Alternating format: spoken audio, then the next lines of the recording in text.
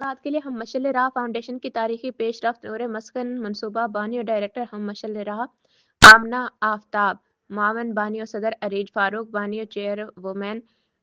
اڈیپیٹ club برائے خواتین سعودی عرب و ماہر نفسیات سیدہ نمیرہ محسن کا تقریب سے خطاب۔ گزشتہ دنوں